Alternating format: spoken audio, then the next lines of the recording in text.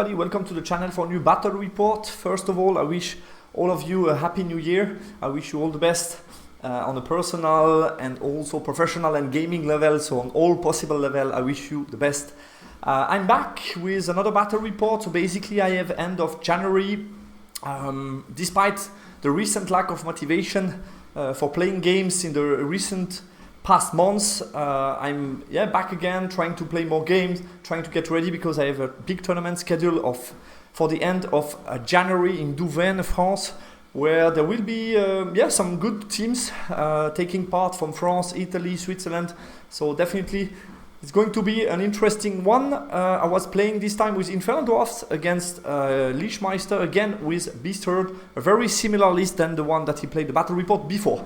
But first of all, my list, basically it's shooting heavy, so I have 4 infantry block, 2 of them in core with great weapon blunderbuss, quite expensive, but they can deal some damage in range and also close combat, which I like.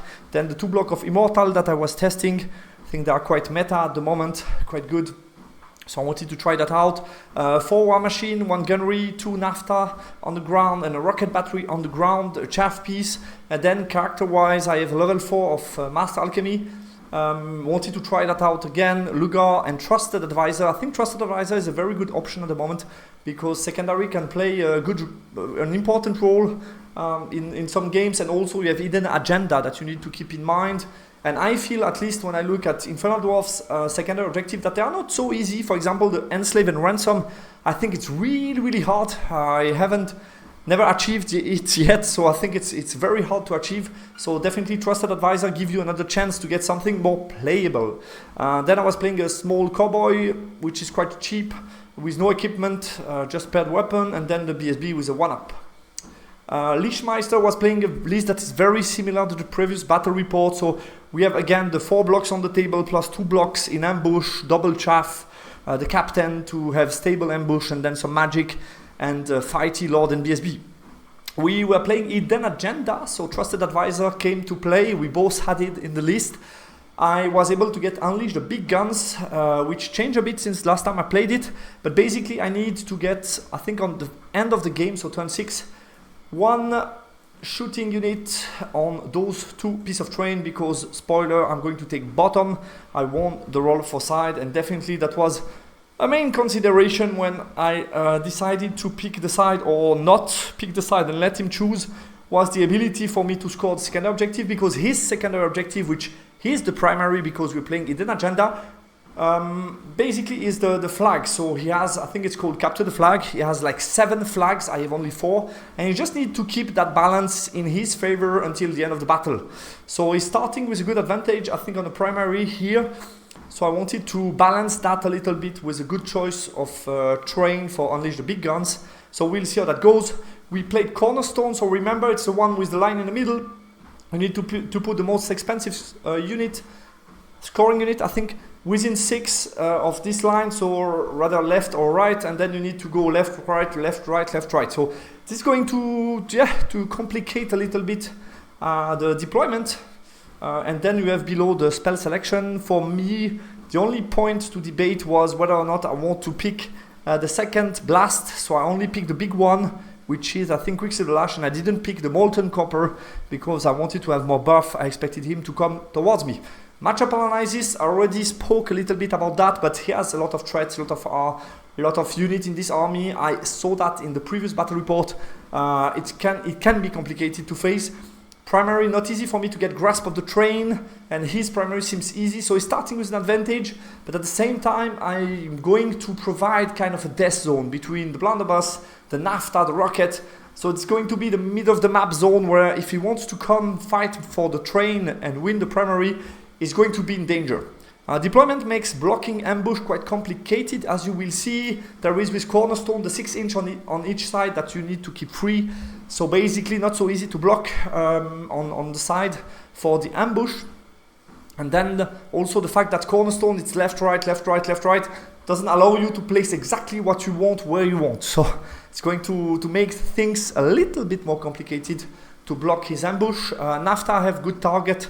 But the main question for me was, is it too much damage for Beast Herd? I think here the key factor on the macro level is basically he has a mass combat army, is going to win it from combat, and I have a shooting army going to win it from range. So it's always this consideration between two styles of play, whether or not he can reach combat with sufficient forces, and in this case he's going to be able to win it, and if he doesn't, then I'm going to be able to win it in the close combat. So that's going to be the main question mark, I think, in this battle. I felt overall I have some good tools to reduce his unit, so I felt I should be able to be on top.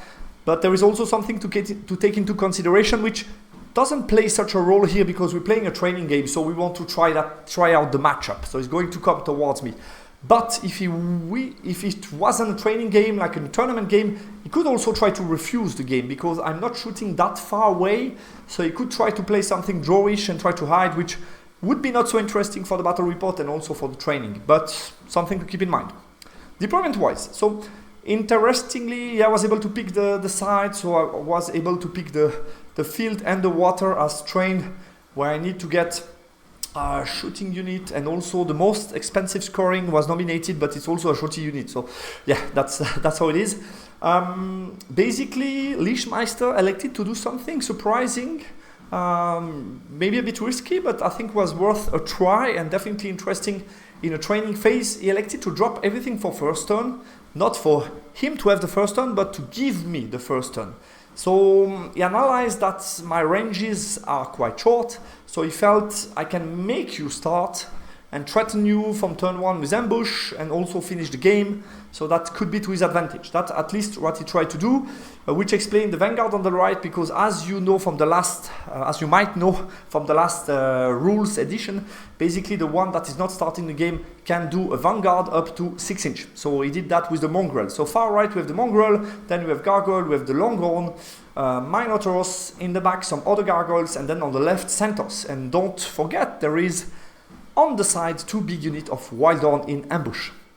On my part, I think, yeah, first of all, maybe a remark. This unit, I didn't play it properly. I forgot that you cannot conga line anymore. But if I would have played 3 wide and then 2 wide, wouldn't have make any difference because he still struggles to fit here out of the line of sight, so that wouldn't have been the case. It would have just changed for the later turn. I could have maybe pushed less with the blunderbuss on the right. So that might be the only difference, but I think here no big impact on the game, but just mentioning it in case you ask yourself why I am positioned that way, which is nowadays illegal, but I'm still not used to it. So from right to left, I have Vassal Cavalry, I have blunderbuss, the small unit, I have then the BSB within the unit of Immortal, then we have the other blunderbuss, we have the other Immortal, and on the left we have the Cowboy, and on the back line I have from left to right Rocket Battery. Air Gunnery is here in the unit, so obviously in the front here. Then we have Nafta and Nafta. My plan was, since I'm going to be out of range, I'm going to push this way with this Nafta to block the ambush in his in the back line, basically. We checked together that he couldn't ambush in the back line, and also this allows me to count the unit from left, so this left, right, left, right, left, right was okay at the end. So let's move on with my turn 1. So yeah, blocking the ambush with the chaff piece, pushing a bit the Nafta to the right, and then this guy is covering this zone. So basically the ambush that he can get would be here and would be here, basically, more or less.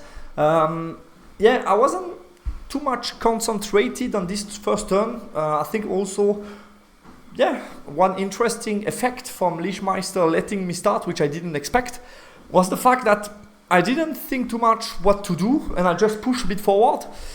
But actually, this is not the best idea, and maybe you might realize why, but I'm going to tell more about that later in the battle report. Anyway, so push a bit forward. I have only 1 rocket in range. I think one downside from the choice of Leashmeister is the fact that I can get double rocket facing the Minotaurs. So I can only get 1 in range turn 1, but still that's going to be a problem for him. Now, Magic Face, I get +1 to hit on the rocket battery, which makes me hit on 2+ on the Minotaurs, but I only managed to do 4 wounds. Could have been worse, definitely. His turn 1, he pushed forward, and now you see the problem. I should have just move a little bit back, stay in the back to make sure that I get 2 proper turns of shooting. Because now I can move back again, but still is going to have some possible charges, which could have been easily avoided. So I was too eager to move forward, but definitely not a good solution here. I should have stayed more in the back. He elected not to ambush on the first turn, since it's well covered. In the magic phase, he got +1 attack on the mongrel in case I would charge with multiple units, but that's not going to be what I want in this battle. He's looking, remember, to fight. I'm looking to shoot before fighting. So I need to reduce the block. I cannot engage right now some of his unit. My turn 2, so I try to correct my mistake by moving back, leaving him with some long charges, but still potentially problematic. And the main issue for me is here, since I advanced too much with the Immortal, I didn't pay attention. He has a flank charge. I couldn't avoid to have Longhorn and the centaur in my front. This was impossible to do, so I had to accept a flank charge from his centaur on a 4 swift ride. I just placed my my little cowboy as a counter charger, and I'm feeling I should be able to stick this combat and then get a good counter charge. In the middle, yeah, I move slightly back, ready to shoot. Shooting phase, yeah, he binary scroll the flaming sword. He wants to protect his block, which makes sense. But I think he should have rather binding scroll the hereditary spell, which I'm going to cast on the Longhorn to get reroll to wound on those Nafta Thrower, which is very juicy. I think he should have bind that and then with the dice dispel the flaming sword. Would have been better. I get distracting on with the wall basically here in front of those guys because I'm a bit nervous about that charge. I'm going to be able to get stand and shoot, but still that's a lot of mongrel and could be a bit scary. I'm going to get with the rocket battery a total of 10 wounds on the Minotaurs. So I get the 2 rocket on the Minos, which is doing a lot of damage. Then I get a Nafta Thrower, which rolled 1, and the other one shoot also at the Longhorn, but managed to kill 9 thanks to the reroll to wound from Hereditary. So quite nice, and with the Blunder on the right, I'm able to kill 5 of the Mongrel. So that's a good turn, but like I said, he has some possible charges. He has a 4 Swift from the Centaurs. He has then the Mino on the 6 non-swift here and the Longhorn on the 5 non-swift here. And he sent obviously the mongrel automatic into my blunderbuss on the right, which stand and shoot and kill another 6 mongrel, and it's going to fail the 3 charges. So unlucky from the centaurs, the other 2 were a bit far away. I think it's good for him that the minotaurs don't make it alone because they would have died. Good for me that he doesn't make, I think the Longhorn would have been a nervous combat if I would have had stand and shoot, but still I think there is a dangerous combat for me. I was, like I said, too much forward, so definitely that was a charge that I shouldn't have let. Anyway, and that charge, it's unlucky for him not to make it. Then he ambush 1 time on the left, 1 time on the right, and here he makes into combat. So basically he see me in the flank to force me to chaff him. In the magic phase he's going to get I think I dispel the +1 attack, +2 AP on the mongrel to get some armor save for my blunder, but he's going to get +1 strength, and he also get +1 armor save on the Longhorn to protect himself from my shooting. Close combat is going to turn not so good for him because he's going to fail the Primal Fury on the 3+ rerollable. He was just out of general, so 3+ rerollable failed 2 times. He rolled below 3+, which makes that the mongrel don't hit me on a 5 rerollable, but on a 5 non-rerollable, which is a huge difference. And the stat is going to roll average. I'm going to roll a bit higher, meaning I'm going to win combat by 4. So he's losing combat, he breaks from combat, and I'm able to turn around and then just, no, not turn around, but just charge his other unit in the flank. So that's definitely not expected. It's all due to the fact that he failed the primal. Then the rest, I roll a bit higher than average, and that makes for him a hard check to make. And he failed that one and he breaks. So that's a huge moment in the game. My turn 3, I charge obviously here in the flank. That's a huge charge. Then I get those guys, they cannot chaff due to the new rule. A unit within 3 make impossible for this unit to march. Quite interesting. I just position them to shoot here. I try to get reroll to wound for the Nafta Thrower. Then here I charge those guys. So basically my idea is I made a lot of damage to the Longhorn and to the Minotaurs. I'm going to do more damage this turn. So I'm just going to kill the Gargoyle, overrun forward, sacrifice this unit as chaff, block these 2 units. It's going to kill me. I'm going to shoot another turn. And then I'm going to fight what's left with the 2 block of a full Immortal, which is going to be too much for him. On the left, I elected not to charge with the bull, just come to chaff him in the front. And as you can see, my level 4 is here chilling in the back. Magic phase. And now I was able here also to get everybody in the front with those immortal on the left, which is good news. Magic phase, I'm going to get try to get hereditary, I think on the long horn, which was dispel. Then I try to get the big blast, which failed on 4 dice, a bit unfortunate, so I'm getting nothing for magic. And I'm going to get between the 2 rocket. I don't get the +1 to hit because he has no second rank anymore. So I'm only getting 4 wounds this time on the binos, which is not that great. And the NAFTA only 3 wounds on the long gun. I think I failed 1 shot and the other one managed to do 3 wounds on the long gun, I would say. Close combat. Breaking the unit on the right, obviously, and just turning around, so the right flank is 1 for me. And in the middle, very unfortunate this time for me. I managed to do 4 wounds, I managed to do only 3 wounds. And he loses combat by 4. It's a 5 rollable and he sticks. Which changed a lot because now I cannot overrun and try to chaff him. He's going to be able to charge me and get some potential overrun. He's turn 3, so we charge. Luckily for me, due to the reform, he was only able to get, I think, 1 model in base contact, and here as well 1 model in base contact, which is not that much. Then he pushes me, so he chaffed me with the gargoyle, and he pushed forward with those 2 units. Here charge me, and the mongrel are going to rally. Magic phase is going to get no DTs from the Longhorn. I was expecting him to lose a 1-2 model, which would have been nice, but he didn't suffer any wounds. I dispelled the +1 attack. He got +1 strength on the Longhorn, and then on the left, I expect the fight from the bull. I had some reminders or basics from version 2.0, which was basically that the bull against this kind of unit should be fine, but with the +1-2 wound, with the 4 ranks, it's not that easy. And basically he did 3 wounds, which is the high range, but still okay. I managed to do only 4 wounds with my 8 attack, and I lost by I think 4, and I just popped. So he killed my bull straight away, which I didn't expect, to be honest. But in the middle it went better for me because he failed the primal with the minus, made it with the longhorn, killed some model, I killed all gargoyle. And basically I was able to do 2 wounds, I think. Yeah, the 2 wounds from the gargoyle. He managed to do 6 wounds to me, and I had an 8 rollable check, which I make. So very good for me. I was able to stick, and then it's time for the counter charge. Obviously he's going to reform the longhorn to make less immortal in base contact. So my turn, I charge the vassal cavalry in the flank and the immortal in the front. I charge with those immortal with the idea to reform and then chaff. I just need to win time from the left while I'm going to kill the unit in the middle. And here I'm just chaffing him to stop him to charge out of range for the stand and shoot. And I'm going to shoot him, so he's going to die. The idea with War Machine will be to shoot Santos and ambush. So those 2 units are the last couple of danger. But I'm feeling good because my main unit is in the combat. I should be fine. I think I did enough damage to win it. Magic phase.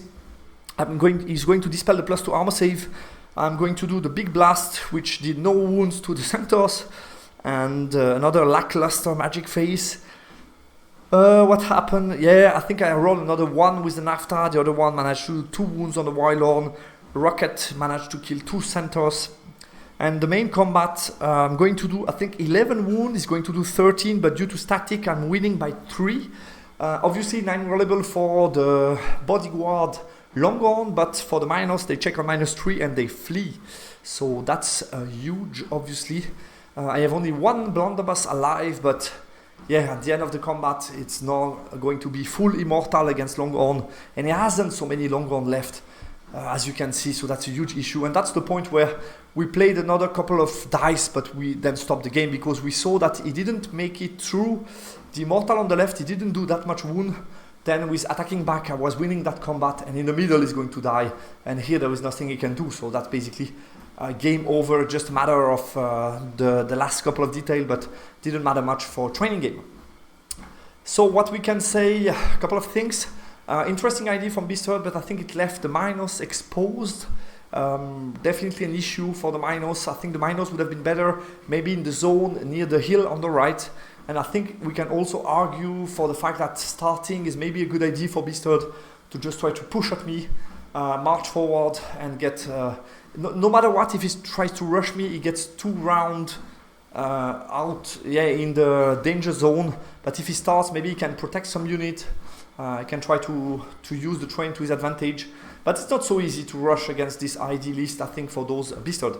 Deployment, countered his threat well. I think the main mistake for me was to push forward turn 1. I should have just secured 2 rounds of shooting. Luckily for me, he failed those long charges and mid-charge from the centers on the left, but I should have just stayed a bit in the back. I have 2 rounds of shooting, and after that we saw it's impossible for him to come. So I think overall, I would rate the matchup too complicated, too much shooting for Beastherd to have a high win chance. I think there's still a chance. There is always a chance if you rush someone, but we saw, I think, I rolled like 3 or 4, 3-1 on the NAFTA, so it could have been even worse. I made some bad choice in Magic as well, didn't get so many spells, so it could have been even worse. It could have been even worse for him. I think it's just too much shooting with those NAFTA and everything combined. Turn 2 Beastherd, long charge from the long gun. I think that's the main moment of risk for me.